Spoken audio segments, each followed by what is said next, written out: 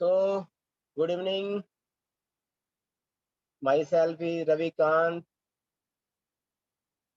I'm vocational teacher. और जैसा कि आपको पता है कि +1 का सेशन स्टार्ट हो चुका है, लेकिन लेट होने की वजह से बच्चों का एडमिशन अभी चल रहा है और बच्चों को पढ़ाई के बारे में काफ़ी डिफ़िकल्टी जो है वो आ रही हैं, क्योंकि ठीक है, हमें पता है कि इसके लास्ट मंथ में अभी मंथ के लास्ट में आपके पेपर भी स्टार्ट है। तो मैं सिर्फ आपकी हेल्प के लिए मैं यूट्यूब पे अपना जो है लेक्चर डाल रहा हूँ फिजिक्स के। फर्स्ट ऑफ ऑल फिजिक्स के डाल रहा हूँ और कुछ इंपॉर्टेंट पॉइंट्स बताऊंगा आपको,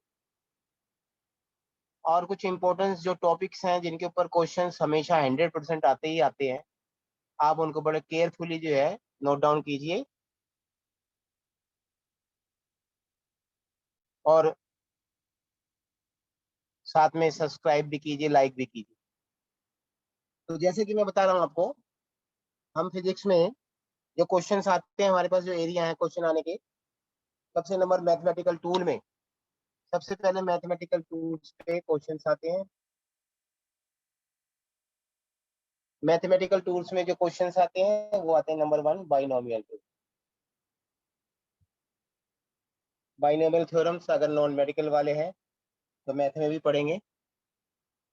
तो बाइनोमियल थ्योरम, बाइनोमियल थ्योरम जो आपने यूज करनी है यहाँ पर मैथमेटिकल टूल में, उसमें क्या इंपॉर्टेंट है वो आपने देखना है।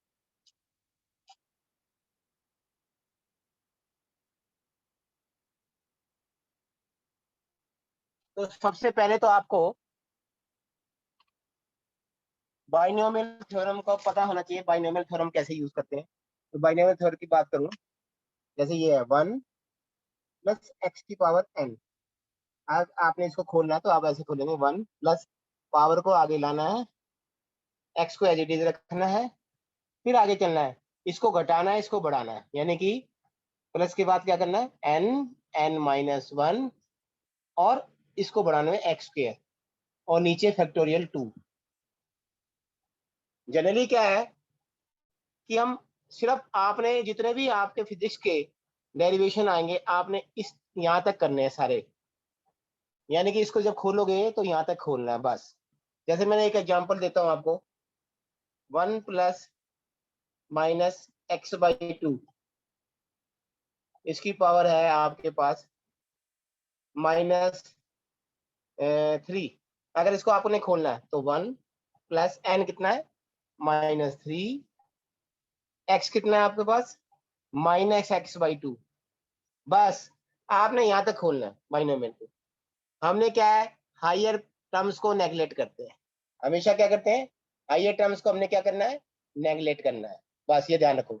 यानी कि 1 को एज इट इज लिखा, ठीक है बेटा, n जो ऊपर पावर है उसको ले आए और x पूरा का पूरा ये, बस हायर टर्म आपने नेगलेक्ट करनी है। ठीक है बेटा, क्लियर है। ये बाइनोमियल है आपके, इस पर एक क्वेश्चन मैथमेटिक्स टूल में, मैथमेटिकल टूल में अवश्य आएगा, अर्जेंट है। जैसे कि मैं आपको बता दूं, आपको ऐसे भी आ सकता है 1 + h/2 की पावर -3। तो इसको खोलना तो 1 + n कितना है, -3, और x कितना है आपके पास, h/2। बस this is all over your question. Higher terms are neglected, higher terms को आपने लेना ही नहीं, ये मैथमेटिकल टूल आपका। ठीक है बेटा, क्लियर है। इसमें आप पहला मैथमेटिकल टूल में बाइनोमियल का मैंने आपको बता दिया। उसके बाद डिफरेंशिएशन है, जिसको डेरिवेटिव भी बोलते हैं। क्या बोलते हैं, डेरिवेटिव भी बोलते हैं, डिफरेंशिएशन।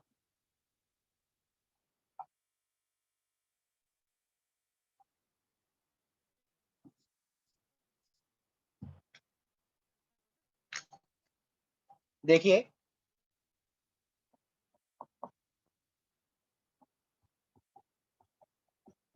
डिफरेंशिएशन, जिसको डेरिवेटिव भी बोलते हैं बेटा। इसमें क्वेश्चन कैसा आएगा आपको ये पता होना चाहिए। डेरिवेटिव बहुत वास्ट है, आपको पता ही है। सबसे पहले तो डेरिवेटिव का जनरल रूल्स पता होना चाहिए। y x की पावर n, अगर इसका डेरिवेटिव निकालना है, dy बाई dx को डेरिवेटिव बोलते हैं, यानी कि y is the function of x, यानी dy बाई dx। पावर को आगे लाते हैं, पावर में से एक माइनस करते हैं, ठीक है, और साथ में इसका डेरिवेटिव भी लिखते हैं। मान लो सपोज करो मैंने ऐसे कर दिया, y equal to x square, तो इसका डेरिवेटिव क्या आ गया 2x, क्योंकि पावर को आगे ले आए और पावर में से एक माइनस कर दिया आपने। ठीक है, क्लियर है? तो this is called differentiation,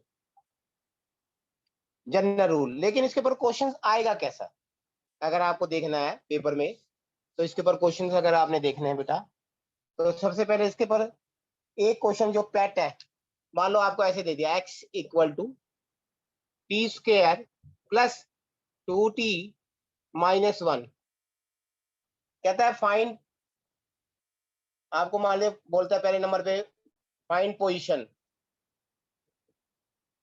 eight t equal to 2, फिर आपको बोलता है चलो मान लो इसको थोड़ा सा और कर देते हैं हम, यहाँ 3 लगा देते हैं, इसको 3 कर देते हैं, इसको 2, 3 t की वैल्यू 2 पे आपने पोजीशन बतानी है, नंबर 2 वेलोसिटी बतानी है t की वैल्यू 2 पे, नंबर 3 पे आपने एस्केलेशन बतानी है। ये क्वेश्चन हमेशा आता है, ऑलवेज राइज, इसका कोई कट होने का कोई चांस नहीं है। और जो मैं क्वेश्चन आपको ये बता रहा हूँ इंपॉर्टेंट क्वेश्चन, आपके एंट्रेंस पॉइंट ऑफ व्यू से और सब्जेक्टिव पॉइंट ऑफ व्यू दोनों के हिसाब से इंपॉर्टेंट है। और एक चीज का ध्यान रखो, सिलेबस से बाहर कभी भी एंट्रेंस टेस्ट नहीं होता।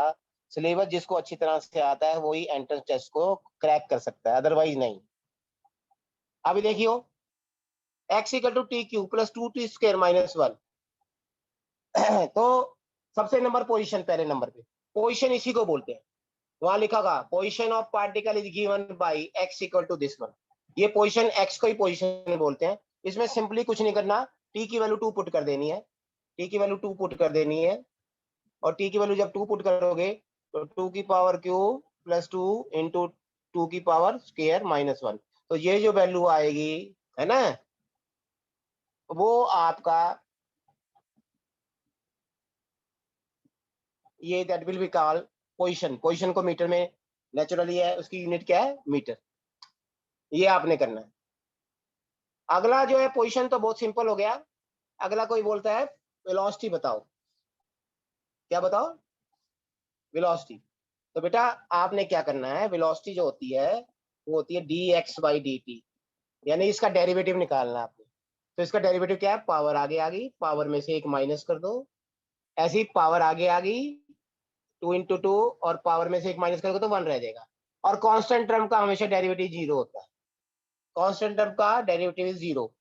और यहाँ पे लिखना है टी की वैल्यू कितने पे, 2 पे निकालनी है, तो यहाँ 3, 2 की वैल्यू 2 डाल दो, प्लस 2 इंटू 2 इंटू 2, तो यू गेट 4 12, है ना, और प्लस 8, यानी दैट विल बी 20 मीटर पर सेकेंड। तो this is called your velocity. अभी देखो बड़े ध्यान से देखो, एक रह गया चीज, एस्केलेशन। अब एस्केलेशन कैसे निकालते हैं, जो आपने डेरिवेटिव किया है ना, इसी को दोबारा डेरिवेटिव करना है, यानी जो वैल्यू अभी आई है डेरिवेटिव करके इसका डबल डेरिवेटिव करना है, यानी double derivative d square x y d t square, derivative करो, पावर आगे ले आओ, दोबारा अगेन, पावर में से एक माइनस किया तो 1 रह गया, 2 2 4 है, तो टी की पावर 1 है, टी की पावर जब 1 आगे आई तो 1 में से 1 गया 0, एनीथिंग पावर 0 क्या होती है, 1, यानी इसका आंसर आ गया 4।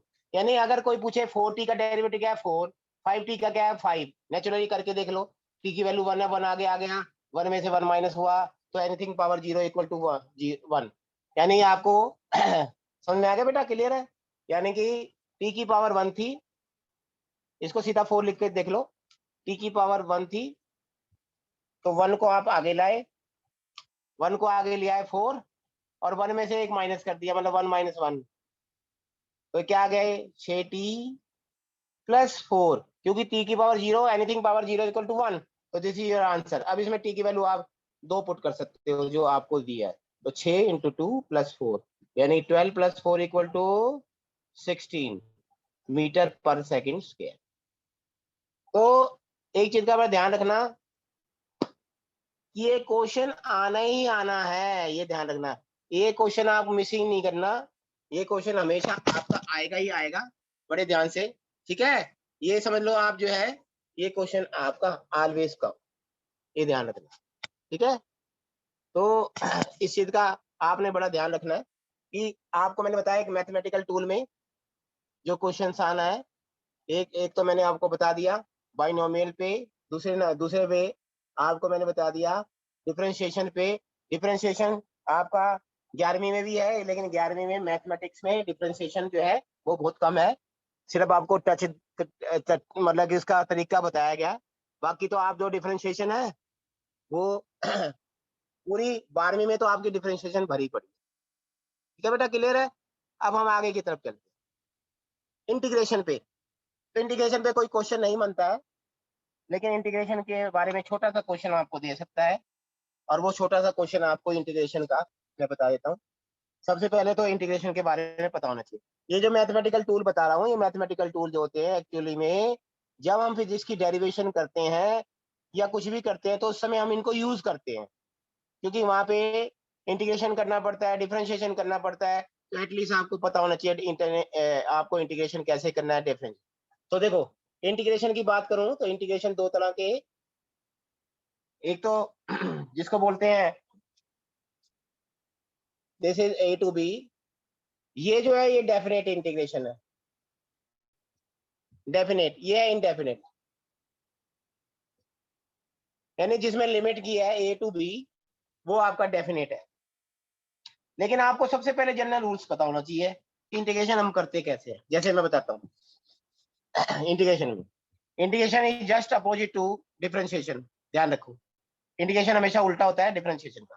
जैसे मैंने बोला, जनरल रूल बताता हूँ, इंटीग्रेशन x की power n with respect to x, तो क्या करते हैं जब इसमें इंटीग्रेशन करते हैं, पावर में एक प्लस करते हैं और वो ही नीचे लिखते हैं, ध्यान रखो, ठीक है बेटा, क्लियर है। यानी यहाँ dx है, इसका मतलब है विद रेस्पेक्ट टू x। तो सिर्फ x का ही आपने डेरिवेटिव करना है, बाकी चीज का डेरिवेटिव नहीं करना, बाकी चीज का डेरिवेटिव नहीं होगा। जैसे मैंने आप एक क्वेश्चन देखा था, जैसे मैंने बोला आपको कि आपने इंटीग्रेशन करना है x² + 4x + 3 और ये पूरा dx के रेस्पेक्ट में, आप इसका डेरिवेटिव इंटीग्रेशन कैसे करेंगे। तो सबसे पहले आपने क्या करना है, इसको सेपरेट करना है, x² dx सेपरेट कर लो, प्लस 4 को बाहर x dx, 3 को बाहर dx। अब देखो पावर में एक प्लस करना है, यानी x³ प्लस 4 है, x की पावर 1 है, यानी x²/2, एक पावर में प्लस कर दिया। 3 dx का क्या हो गया, dx का क्या हो गया बेटा, हेलो, dx का बेटे x होता है, हमेशा क्या होता है x। तो आपने जो ध्यान रखो, ठीक है, तो इस चीज को आपने ध्यान रखना है, ऐसे आपने करते चले जाना है, ये आपका इंटीग्रेशन है ऐसे, ठीक है, क्लियर है। तो इंटीग्रेशन के बारे में मैंने बताया आपको, जनरल रूल्स ये है, आपको इंटीग्रेशन कैसे करते हैं, पावर में एक प्लस करते हैं और वही नीचे लिखते हैं, ठीक है। इसमें पावर में एक प्लस किया, क्यों स्क्वायर था क्यूब कर दिया, नीचे वही लिखा। 4 बाहर है, x dx है, इसकी पावर 1 है तो 2/2, और ये dx का मतलब x। अब तुम पूछोगे सर जी dx का इंटीग्रेशन x क्यों आया, तो देखो बड़े ध्यान से, dx का इंटीग्रेशन x इसलिए आया कि dx ये है, इसके आगे 1 है, 1 का मतलब इसको ऐसे लिखो x की पावर 0। अब वही रूल लगाना है, पावर में एक प्लस करना है और नीचे भी वही लिखना है। देखो x की पावर 0 + 1 x ही हो गया, यानी दिस इज कॉल्ड, तो dx आपका है, इसका मतलब ये हो गया, आप किसी भी चीज का जब इंटीग्रेशन करेंगे तो एक ही रूल है, पावर में एक प्लस करना है और वही नीचे लिखना है। यानी dx है तो x, dt है तो t, du है तो इंटीग्रेशन u, d वाई है तो वाई, ध्यान रखना इस चीज को, बड़ा ध्यान रखना, ठीक है। ये इंटीग्रेशन के लिए ये कुछ चीजें थी। उसके अलावा आपको और चीज बताता हूं जो हम करते हैं, ये मैथमेटिकल टूल में आपने क्वेश्चंस आपको मैंने बताए। इसके अलावा आपने जो है यूनिट एंड डायमेंशन की तरफ चलते हैं। यूनिट एंड डायमेंशन आपका चैप्टर है जिसमें से क्या क्या आएगा। तो यूनिट का मतलब क्या होता है बेटा, एक तरह से यूनिट जो है एक स्टैंडर्ड है जिससे हम किसी भी फिजिकल क्वांटिटी को मेजर रिप्रेजेंट करते हैं। फिजिकल क्वांटिटी किसको बोलते हैं, जिसका जिसको हम मेजर कर सकते हैं उसको फिजिकल क्वांटिटी बोलते हैं। तो यूनिट जो एक तरह से स्टैंडर्ड है to represent the physical quantity. जैसे वेलोसिटी क्या है, फिजिकल क्वांटिटी है क्योंकि इसको हम नाप सकते हैं। उसकी यूनिट क्या होगी, मीटर पर सेकेंड। एक के लिए एक ही बना हुआ है ना। हम जो है मास को कभी मीटर पर सेकंड में नहीं नाप सकते, केजी में ही नापेंगे, बस ये ध्यान रखो, ठीक है, क्लियर है। तो यूनिट हमारे पास बहुत सारे सिस्टम है यूनिट के जिसमें हमने मेजर करते हैं। आपने सबसे पहले सीजीएस सिस्टम है। सी का मतलब होता है सेंटीमीटर, जी का मतलब होता है ग्राम, एस का मतलब होता है सेकंड। यानी आपने जब लेंथ नापनी है तो सेंटीमीटर में नापो, मास नापना है तो ग्राम में नापो, टाइम नापना है तो सेकंड में नापो जब इस सिस्टम में काम करोगे। एफपीएस सिस्टम में जब भी काम करोगे तो ये फुट, पाउंड्स और सेकंड, यानी लेंथ के लिए फुट मना है, पाउंड्स मास के लिए मना है, और टाइम के लिए सेकंड मना है, ध्यान रखो। लेकिन उसके अलावा हमने जो करना है एक है एमकेएस। एमकेएस को बिगर यूनिट बोलते हैं, that we call bigger unit. अगर इसमें मास को नापना है तो केजी में, लेंथ को नापना है तो मीटर में, किलोमीटर लगा लो या मीटर लगा लो, एक ही बात है। टाइम को हमेशा आवर में नापना है, ध्यान है। लेकिन हमने जो काम करना है, जिसमें हमने वर्क करना है, वो ऐसा यूनिट है जो कि हमने ऐसा यूनिट इसलिए हम लेते हैं कि जहां भी जाओगे हर जगह ऐसा यूनिट में ही काम करते हैं। तो आप कोई भी डाटा अगर किसी को भेजते हो वो ऐसा यूनिट में है तो इजीली क्या उसको जो है समझ जाएगा कि ये ऐसा यूनिट में है और इसका मीनिंग ये है, इजीली एसेसेबल हो जाता है, और कोई बात नहीं। ठीक है बेटा, क्लियर है। बाकी इधर देखो, इसके अलावा हमारे पास है ना, समझ में आ गया।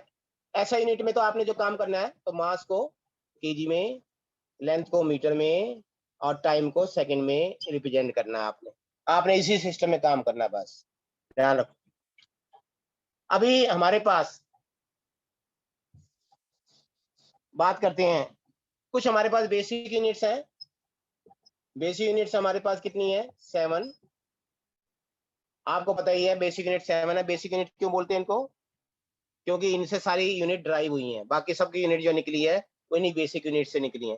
जैसे मास है, लेंथ है, और तीसरे नंबर पे टाइम है, 4 नंबर पे आपका टेम्परेचर है, 5 है आपका करंट है। ये सारी बेसिक यूनिट है आपकी।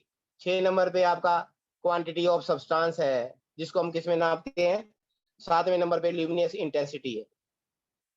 ठीक है बेटा, क्लियर। ल्यूमिनस इंटेंसिटी जो आपकी किताबों में लिखा है, मैं इसमें ज्यादा नहीं जाऊंगा क्योंकि पेपर आपके बिल्कुल पास है, इसलिए शॉर्ट शॉर्ट में आपको मैं डिस्क्रिप्शन दे रहा हूँ। बेसिक यूनिट पता होनी चाहिए, 7 बेसिक यूनिट्स है, आपकी किताब में भी दी हुई है, आप रीड आउट भी कर सकते हो। बेसिक यूनिट क्यों कहते हैं इनको, क्योंकि all units are drive from this unit. Basic units सारी यूनिट जो है इन्हीं से ड्राइव होती है। इसके अलावा अब मैं बात करता हूँ ड्राइव यूनिट्स। बेसिक यूनिट बात, सॉरी, आपका जो है सप्लीमेंट्री यूनिट है। सप्लीमेंट्री यूनिट बेटा हमारे पास 2 है। एक तो रेडियन है ना। रेडियन क्या काम है, प्लेन एंगल को नापने के लिए, टू मेजर प्लेन एंगल। अगर प्लेन एंगल को नापना है तो रेडियन में काम करोगे, जैसे तुमने, ठीक है। और रेडियन का तुम्हें पता है रिलेशन डिग्री के साथ, अगर डिग्री को रेडियन में चेंज करना है तो पाई बाई 180 से मल्टीप्लाई करा करो। जैसे 60 डिग्री है, इसको आपने रेडियन में चेंज करना है तो पाई बाई 180 से मल्टीप्लाई करो, ठीक है। और अगर आपने रेडियन को डिग्री में करना है तो 180 बाई पाई से मल्टीप्लाई करना, ठीक है, क्लियर है। उसके बाद एक और आपकी यूनिट आती है स्टेडियन, ठीक है। स्टेडियन भी यूनिट आपकी बता देता हूं। वो यूनिट आप किस लिए यूज करते हो, सॉलिड एंगल नापने के लिए, to measure the solid angle. Solid angle को नापना है जब, इसका अभी आपके पास कोई काम नहीं है, हमने तो सिर्फ इसमें काम करना है रेडियन में। अभी इसका हायर क्लास में जाओगे then can use this one. Okay, तो स्टेडियन का, तो स्टेडियन आपका जो है that will be for measuring solid angle. आज मेरा टाइपॉड जरा इधर उधर रह गया था, कल टाइपॉड लगाऊंगा तो दोबारा दूसरा लेक्चर जब डालूंगा तो टाइपॉड पे अच्छी तरह सेटिंग हो जाएगी। नेक्स्ट वन, ये तो मैंने था। उसके बाद हमारे पास जो है, जाना बड़े ध्यान से देखना, डायमेंशन फार्मूला कैसे निकालते हैं। तो सबसे पहले हमें इस चीज के पूछने के लिए पहले नंबर पे जाओ कि आपको फंडामेंटल यूनिट्स कौन सी हैं। फंडामेंटल यूनिट्स कौन सी होती हैं? जो एम एल टी की फॉर्म में होती है। एम एल टी का मतलब ये हो गया केजी मीटर सेकंड की फॉर्म में हो, केजी मीटर सेकंड। जो एम एल टी की फॉर्म में होती है उनको फंडामेंटल यूनिट्स बोलते हैं। और ड्राइव यूनिट्स क्या है? जो एमएलटी की फॉर्म में नहीं होती है उनको एमएलटी की फॉर्म में लाना। सपोज करो आपके पास फोर्स है, फोर्स की यूनिट है न्यूटन। न्यूटन ने में ना तो केजी आ रहा, ना मीटर आ रहा, ना सेकंड आ रहा, तो आप क्या करोगे? इसके रिलेशन को ड्राइव करोगे, वहां से इसको आप जो है कन्वर्ट कर दोगे फंडामेंटल में। कैसे? F equal to M A, है ना? तो F equal to M A, तो अब पता है रिलेशन, मास किस में? केजी में। एक्सलेशन किस में? मीटर पर सेकंड स्क्वायर में। तो देखो इसमें केजी भी आ गया, मीटर भी आ गया, सेकंड में, that will B fundamental units. तो फंडामेंटल यूनिट्स होती हैं जो कि एमएलटी की फॉर्म में होती हैं, यानी केजी मीटर और सेकंड की फॉर्म में होती हैं। और ड्राइव यूनिट्स होती हैं जो आपकी केजी मीटर सेकंड की फॉर्म में नहीं होती। You can convert this unit by applying the relationship, है ना, जो आपको कन्वर्ट करना पड़ेगा। अभी देखो लास्ट पॉइंट आज की क्लास के लिए, डायमेंशनल इक्वेशन। बड़े ध्यान से देखो, x इक्वल टू m की पावर a, l की पावर b, t की पावर c, इस पूरे को बोलते हैं डायमेंशनल इक्वेशन। क्या बोलते हैं इसको? डायमेंशनल इक्वेशन बोलते हैं। इस पूरे को बोलते हैं डायमेंशनल इक्वेशन। ये जो है इसको बोलते हैं फिजिकल क्वांटिटी। क्या बोलते हैं बेटा? फिजिकल क्वांटिटी, इसको बोलते हैं फिजिकल क्वांटिटी।